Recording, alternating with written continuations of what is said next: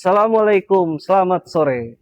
Sore ini kita akan ngobrol tentang properti dengan salah satu developer yang ada di Sulawesi Tengah. Siapakah dia? Penasaran ya? Oke, langsung saja kita panggil. Inilah dia, Direktur PT Kamona Group. Selamat datang, Pak Selamat Rizky. datang, terima kasih. Apa kabar? Alhamdulillah, kabar baik. Boleh Alhamdulillah. duduk ini? Silakan duduk. Alhamdulillah, Jadi, terima kasih banyak atas waktunya, Pak Rizky. sama-sama. Sore. Atas undangannya sudah bisa hadir di sore hari ini. Masya Allah. Bagaimana tempatnya? Asik? Adem? Alhamdulillah, tempatnya sejuk, ya kan? Pemandangannya luar biasa lah pokoknya. Alhamdulillah. Siap. Alhamdulillah. Jadi kita ngobrol sebelum masuk ke inti. Sedikit kasih bocoran kalau ini untuk tujuannya untuk memotivasi, Motivasi dan mengedukasi. mengedukasi anak-anak muda. Karena kita tahu sendiri negara maju itu, Mas, apa namanya, pengusahanya itu 10 sampai 15% Persen dari populasi dari penduduk. populasi penduduk. Sementara kita ini masih sekitaran 3,35 sampai 6 dari populasi penduduk. Masih tertinggal berarti ya. Masih sangat tertinggal. Jadi harus tugas kita semua menurutku. Jangan cuma kita tiap hari ini tugas pemerintah, tapi kita semua yang di Indonesia ini menurutku sama-sama dengan hal-hal kecil begini. Kita memberi motivasi kepada lingkungan sekitar kita untuk bagaimana untuk berusaha. Mas, oh luar biasa ini. Bagaimana? Luar biasa, Boleh. mantap ini Pak Udin ini emang. Luar biasa. Oke, jadi Silakan, apa yang mau ditanyakan? Kita bedah. kita beda. Ya, menurut pandangan Mas Rizky sendiri, apa namanya, hal-hal apa tolong dicermati sendiri dan dipahami sendiri dan diartikan sendiri yang perlu kita siapkan kalau mau terjun di dunia usaha itu sendiri. Ya. Jadi sebelumnya terima kasih ini sama Bapak Safruddin D. Halim. Nah, ini mungkin salah satu contoh sekarang generasi muda yang sukses dari daerah bisa membangun kota. Alhamdulillah. Hari ini sudah diundang ke acara podcast ngobrol tentang properti. Siap. Jadi ya sebenarnya dunia usaha ini ya apa ya, unik dan menarik gitu. Tentu uniknya dia pasti ya punya treatment sendiri ketika kita mau terjun ke dunia tersebut. Ya menariknya tentu orang-orang kan bilang gitu bahwa jadi pengusaha itu enak, bisa ngatur waktu sendiri, ya kan, bisa ngatur kerja sendiri, gitu. Tidak ada tekanan dari atasan, ya. Tapi itu sebenarnya tergantung dari si pelaku usaha tersebut, gitu. Nah, kalau dalam hal ini kan kita sebagai pengusaha properti, ya tidak bisa dipungkiri properti adalah salah satu usaha yang cukup apa ya, saat ini istilahnya kita cukup membantu dalam pertumbuhan perekonomian pemerintah, karena ketika kita membangun suatu properti, di situ akan muncul suatu pemukiman baru, yang dimana ketika muncul pemukiman baru, otomatis di situ akan muncul pertumbuhan ekonomi baru ya, seperti UMKM atau usaha-usaha kecil lainnya lah, seperti itu. Gitu pada intinya. Siap. Sebelum kita mengulas lebih dalam tentang properti, saya mau tanya dulu lagi. Ya. Apa alasannya dari Mas Rizky memilih usaha bidang properti? Kan banyak usaha-usaha yang lain. Ya. Kenapa di properti khususnya perumahan? Ya sebenarnya ini apa ya, kalau dulu cita-citanya sebenarnya tidak ada kepikiran bahwa saya akan terjun di dunia properti, ya khususnya bangunan perumahan menjadi developer gini, tidak ada. Cuma memang saya dulu basicnya pernah bekerja di salah satu perbankan yang memang core bisnisnya itu adalah membiayai produk perumahan, yaitu KPR. KPR. Ya, jadi di situ saya mendapatkan banyak ilmu, ya, teori dan segala macamnya, secara sainsnya. Saya juga sudah mendapatkan ini ya, ilmu-ilmunya. Jadi dari situlah muncul keinginan gitu, keinginan bahwa ini adalah usaha yang menarik gitu, ya, menarik untuk bisa didalami dan ditekuni gitu. Apalagi ketika saya menjadi pegawai lalu di bank tersebut, saya lihat banyak juga teman-teman yang maksudnya teman-teman pengusaha properti ini yang memulai dari bawah dan sukses gitu. Nah, itu salah satu menjadi alasan saya untuk ikutan terjun di dunia properti. Setidaknya secara teori saya sudah cukup menguasai.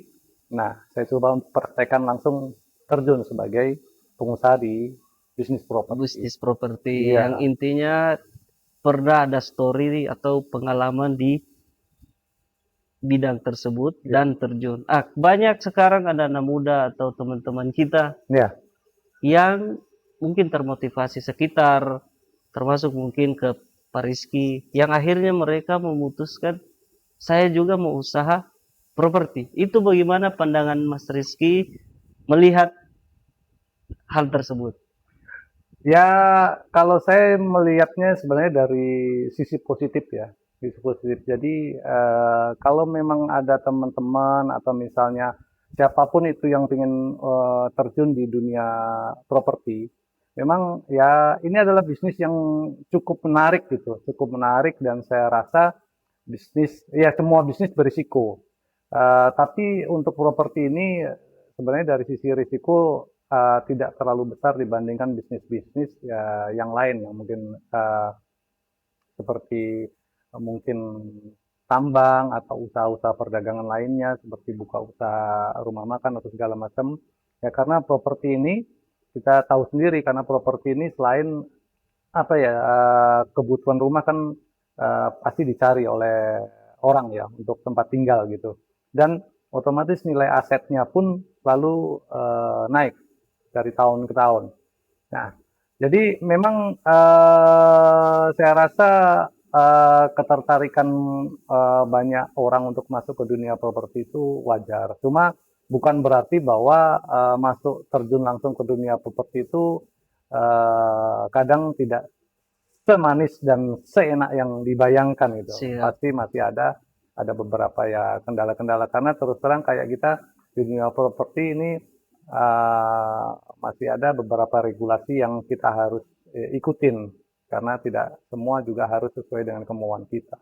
Ya, Gitu. intinya mau properti atau usaha apapun itu, kalau yang saya bisa garis bawahi, jangan tabrak tembok. Kita Ya. kuasai dulu. Artinya gini, jangan gara-gara tahu bawa mobil, bukan berarti kita bisa beli mobil. Ya. Kan dua yang berbeda. Pelajari dulu, biar teman-teman kalau mau terjun di dunia usaha, khususnya di bidang properti, akan sukses nantinya. Karena properti dengan berbagai belit, jangankan regulasi hari ini atau yang tahun kemarin, beda lokasi, beda daerah, kadang berbeda. Ya, Itu yang harus Betul. betul-betul jangan cuman tahu-tahu sekilas, ya. tapi didalami. Tahu enaknya aja, Tahu tapi enaknya. tidak mendalami secara detail bagaimana sih isi daging-dagingnya lah gitu istilahnya, itu di dunia properti seperti apa. Siap, luar biasa, ini sangat bermanfaat ini ilmu yang dibagikan oleh Biasa di luar Mas saya Rizky. bisa jadi pengusaha Luar properti. Semoga kita semua sukses kayak beliau ini. Amin. Amin, amin, amin, amin. Kita sukses sama-sama. Amin. Itu kan tadi sudah gambaran umum tentang dunia usaha dan sudah ada di spill tentang properti. Penasaran ini teman-teman di rumah ini semua Ya. lagi Ah, bertanya ini. ada yang di rumah, ada yang di warkop ini. Ada yang di warkop, ada yang ketawa-ketawa tipis-tipis yang sana itu. Ada yang di kantor ya. Ada yang kagum, ada yang ngejek juga. Enggak apa-apa, enggak apa-apa. Kita belajar bersama-sama, kita sharing Siap. ilmu gitu. Sharing ilmu ya. Enggak apa-apa. Boleh di spill sedikit Pak Rizky, nama perumahannya di mana untuk sekarang, terus lokasinya di mana, di spill seberapa saldo, bukan saldo, sudah berapa unit, siap. Saldonya disensor aja ya. Jadi gambaran singkat aja ya, secara singkat itu saya terjun pertama kali di dunia properti itu di tahun 2021. 2001 Sebenarnya ya. kalau sejak pegawai sih jadi pegawai di bank sudah lama ya mengenal dunia properti, tapi terjun langsung sebagai pengusaha properti itu di tahun 2021. Waktu itu saya awalnya membangun 19 unit saja. 19 unit. 19 unit ya, alhamdulillah ya pada waktu itu suasana industri properti sangat bagus. Jadi saya juga terbantu dengan itu dan regulasi juga di daerah dan bantuan support dari mitra-mitra perbankan juga sangat mendukung. Nah, disitulah dari 19 unit itu di tahun 2021 akhirnya bisa meningkat terus ya, lahannya semakin luas dan pembangunan semakin luas. Alhamdulillah sampai saat ini di tahun 2026 sudah sekitar 1.000 lebih unit saya sudah bangun. Dalam jangka waktu Kurang lebih 5 tahun. 5 tahun. Luar biasa. Kayaknya saya pribadi minta spill apa tips dan trik itu dalam waktu, menurut saya singkat, Pak Rizky. Dalam waktu 5 tahun, luar biasa, mencapai unit yang ribuan. Bisa di spill sedikit aja, jangan semuanya. Ya sebenarnya salah satu kunci ketika kita terjun di dunia properti developer, kita harus betul-betul pahami bahwa kunci menjadi seorang developer itu adalah lahan. Lahan itu adalah senjata utama ketika kita menjadi developer. Kalau kita menjadi developer, kita punya uang, kita tidak punya lahan, ya kita tidak bisa bergerak. Cuma uang, tidak tahu mau dibikin kemana, ya kan? Karena lahan inilah yang nanti bisa beranak pinak kalau bagi developer gitu. Ketika kita bisa membeli satu lahan, kita bangun perumahan tersebut belum selesai, kita sudah siapkan lahan-lahan berikutnya lagi untuk pengembangan. Begitu. Jadi memang kita di situ ketika developer itu membeli lahan, membangun perumahan, beli lahan lagi, nah itu kayak seperti candu gitu. Jadi lahan itu harus dibeli terus karena itu adalah senjata utama ketika kita terjun di dunia properti. Nah, ketika kita sudah pegang senjata, nah ini enak kita mau berperang gitu. Kita mau bermitra dengan bank atau kita untuk mencari pembeli, itu merencanakan suatu perumahan yang baru, jadi enak gitu. Jadi intinya bahwa ketika kita mendapatkan hasil keuntungan dari proyek perumahan yang berikutnya, kita harus siapkan lagi modal untuk beli lahan-lahan yang baru. Yang baru. Dan itu ekspansi tidak boleh kendor. Itu teman-teman tadi dikatakan sama beliau lahan. Cuma masalahnya sekarang semua orang harus kalau bahan bakunya itu lahan. Nah, kalau lalu mungkin masih beberapa yang sadar kalau bahan baku utama lahan. Ya itu tantangan yang mungkin nanti pertemuan berikutnya baru kita bahas. Ya, nanti kita bahas bagaimana secara detail kita bisa mendapatkan suatu lahan, ya kan? Siap. Bagaimana kita bisa mengolah, nanti mungkin kita bisa bahas di pertemuan berikutnya. Ya. Biar teman-teman akan termotivasi dan intinya nonton terus, like, dibagikan ke teman-teman yang lain. Ya, nonton terus. Nanti podcast kita nanti kan kita bocorkan rahasia-rahasia menjadi seorang developer sukses dan handal. Dari berikutnya nanti kita akan bahas dari penyiapan lahan, pengurusan izin, ya, sampai dengan akad kredit di bank. Sama dengan nanti kita berikutnya lagi pembelajaran hasil usaha tadi kemana. Karena hari ini beliau ada kesibukan lain yang tidak bisa ditunda.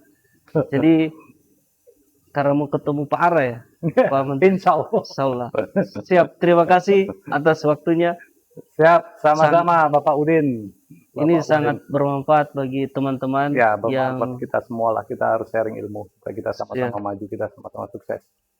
Amin. Terima kasih. Selamat sore. Terima kasih Pak Udin. Selamat sore. Mantap sekali rumahnya ini.